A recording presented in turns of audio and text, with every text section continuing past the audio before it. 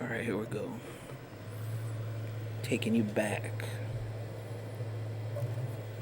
Sega. to the ancient times of 2008 for this banger, The Incredible Hulk. The Incredible Hulk Hogan.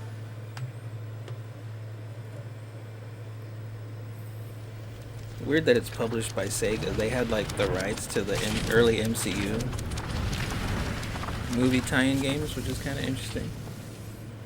They did Iron Man 1 and 2, this one, and the Thor game, which I hear that's like the only good one.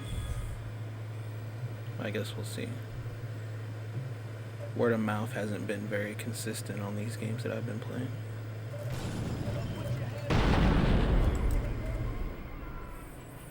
Man, I was looking it up, dude. 2008 was a crazy year for comic book movies. So Iron Man and this came out within a month of each other in April and May. And then The Dark Knight came out. Hellboy 2 and Punisher Warzone came out all in 2008, which is crazy.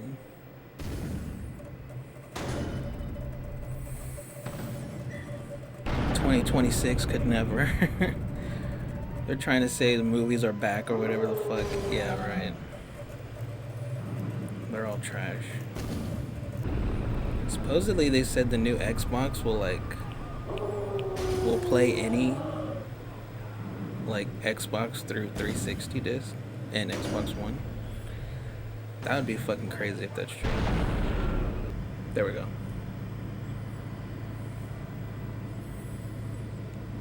Should I fucking select a device?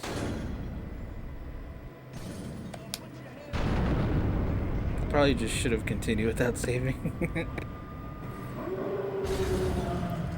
Fuck.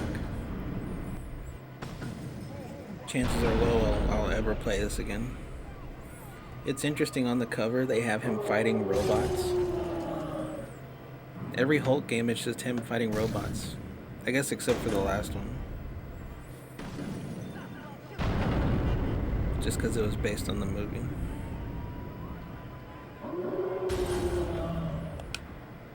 Alright. Fuck saving.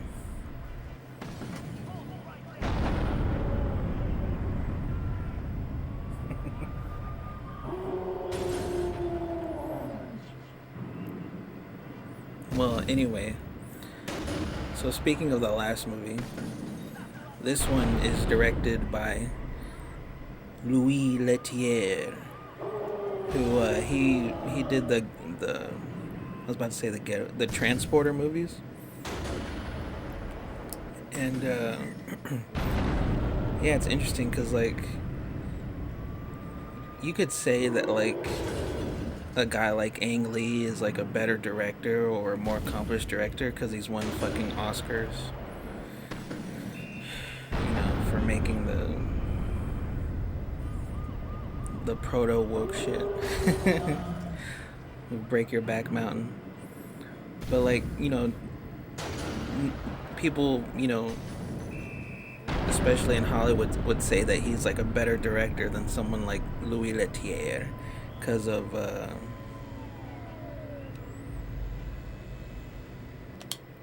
don't want to fuck it up because Leterrier is like an action director. But like, if you compare the scene, wow, he looks cool in this game. If you compare the scene in this movie where he's at the college and he transforms and Ross is there with what's his face, Tim Roth, and everyone's shooting at the Hulk and using the sonic blasters and the gunship and shit. Compare that scene to the fucking equivalent scene in Hulk movie when he's in the desert, and it's like it's a fucking night and day difference, dude. Like,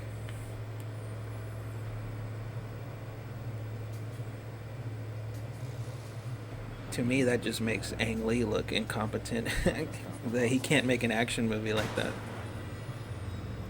Oh, this was a deleted scene.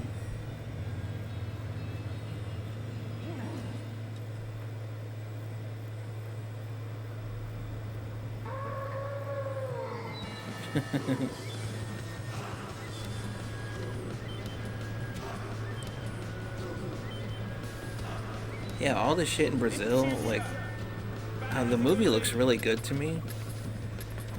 There's something about Iron Man 1 and Hulk movie. I don't know if it's like the cameras they used or whatever, but they just look better or like more cinematic. Maybe you can lump in Iron Man 2 with that. But like Thor, probably because there's like so much green screen, and like Captain America 1, they just don't look as good.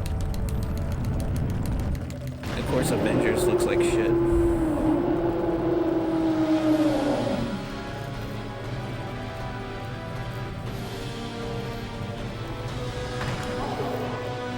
He's got the back knee. Alright, so you can hold an attack. X and Y attacks. And a grab. And a jump.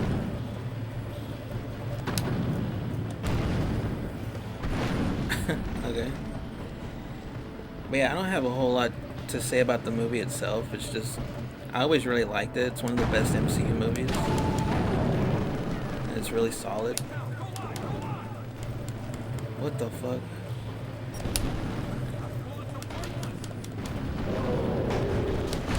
I just remember, like, you know, being in the theater and watching it and, like, being really excited about the possibilities of what the MCU was going to be. Because they have that end credit scene. Well, it's not end credits because I guess they realized in the month between Iron Man that nobody stayed to watch the Nick Fury scene. So they put the technically after credits scene right after the movie ends with Ross getting drunk and Tony Stark coming in. It's like, we're putting together a team. I'm not sure why he went to Ross. Because he could just like look for Hulk himself, but they had to have someone there for him to talk to.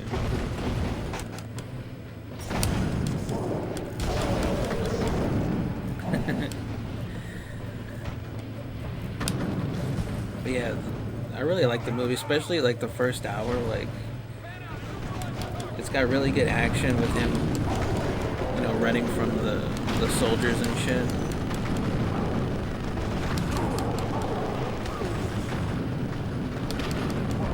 And it's got that good humor from the early MCU before the cringe millennial stuff.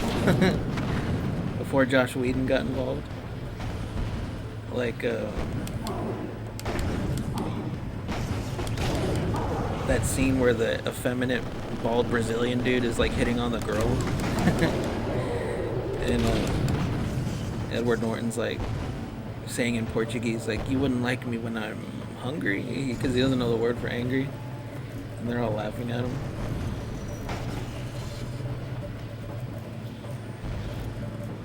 And he fucking spills his blood in the drink, and like you can see the fucking red in the green drink. I guess it mixed up a little bit, but like it fucking gave Stanley a heart attack, gave him a boner.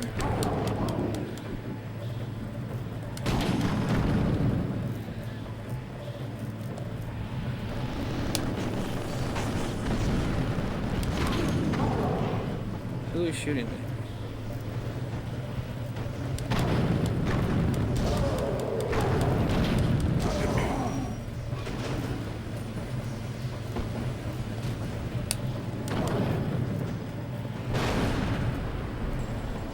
Yeah, Liv Tyler's pretty hot. I was saying before in the last review how, like,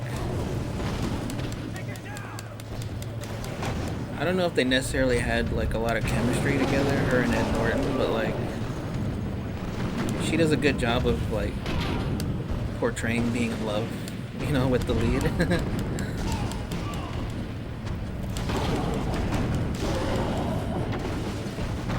And I think she was more used to being on like a big action movie because of Lord of the Rings and shit, rather than Jennifer Connelly.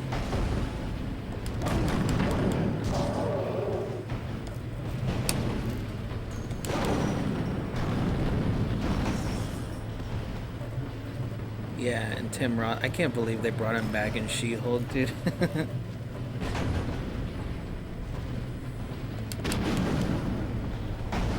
They totally got fucked him over. But yeah, all the shit with him, like, and Ross, like, talking about the super soldier shit serum and shit, like, hearing all that shit at the time was just so fucking awesome, dude. I can't really describe how awesome the early MCU was. Unfortunately, the dream was dead, like, immediately after because they recasted Edward Norton and fucking War Machine. Which that one wasn't so bad, but I mean both castings were for the worst. Mark Ruffalo sucks and Don Cheadle's even worse. They should have hired Terry Crews, dude. He would have been an awesome War Machine.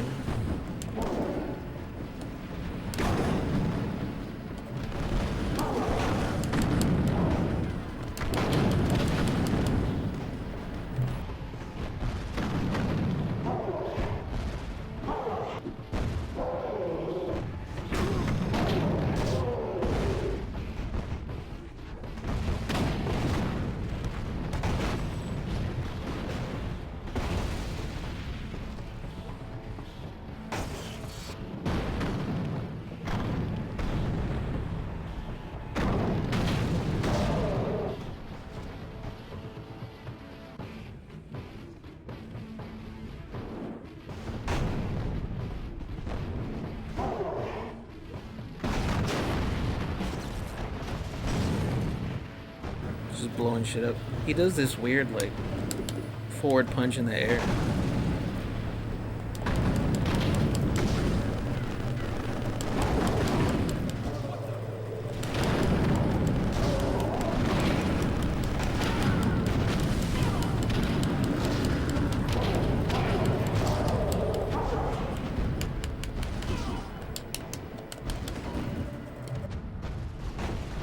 Well, anyway, like I was saying, yeah, I like William Hurt as Ross in this. He has a funny line where that guy, who's that dude from that one fucking show that everyone likes? I don't know, some gay show. But he plays Betty's new boyfriend. He's like a shrink or whatever. And he has a scene after Hulk takes off with Betty. And the dude's like, I used to wonder why she never talked about you, and now I know why. And Ross just kind of pauses, and he's like, where did she meet these guys? That was funny. Where'd she meet these homos? But I mean, Edward Norton's actually cool. I think he's a really good actor. It's super unfortunate that they didn't bring him back. They really fucked that up, dude. How do you fuck up, like, one of the main characters going forward in the MCU that fast, you know?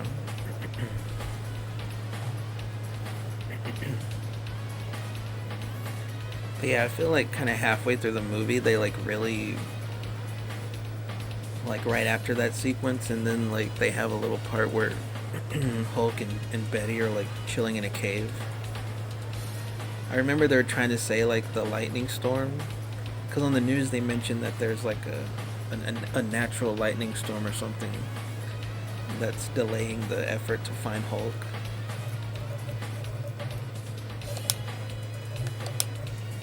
And people were trying to say it was like Thor or something helping him out.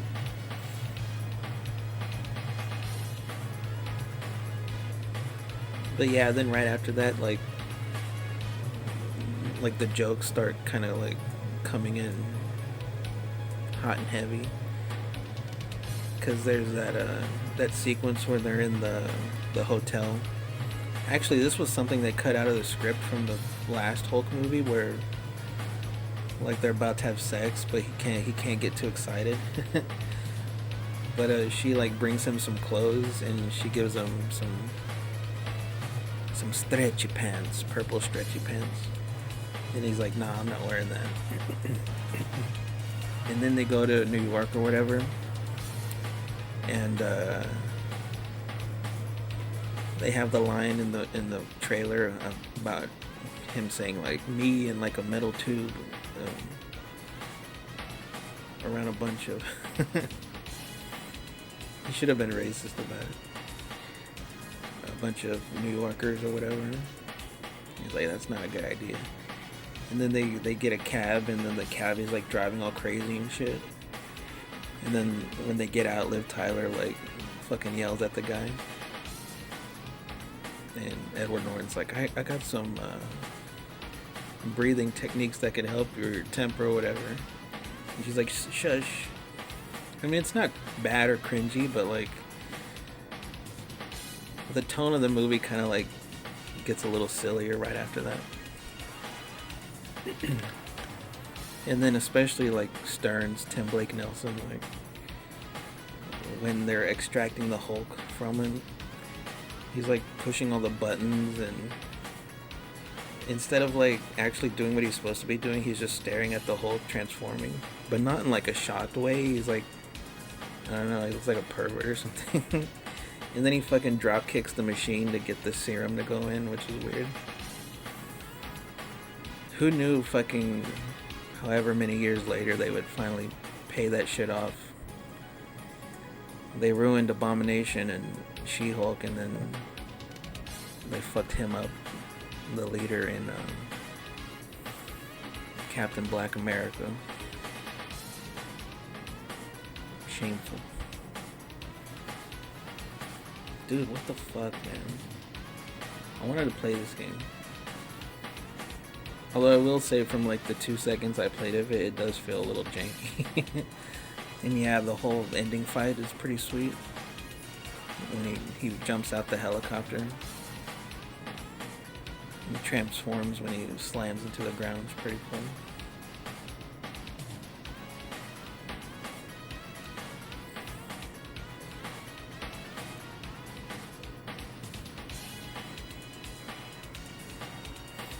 Didn't they reference this in, what was it, Daredevil season 1? Where the dude had, it was either that or Avengers, but I thought it was the Hulk where they referenced the fight in Harlem or whatever the fuck. They blew up his house.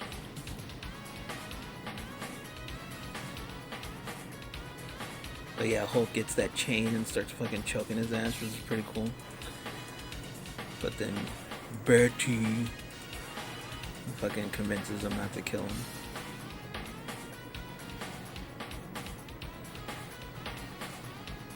Oh, and he has the Hulk smash line when he does the shockwave into the ground, which is pretty cool. I guess it makes Abomination like trip, and then he throws the fucking chain in the air, and it just lands on him. That was a little slapsticky.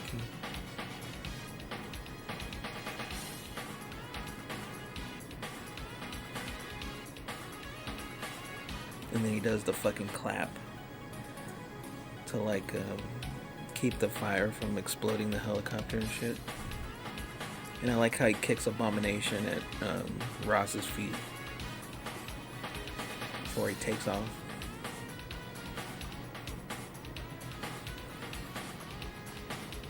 Yeah, man. So much hope and promise after that. After the ending of the movie. Who knew all these years later it would like turn into such a shit show? Like this fucking session here.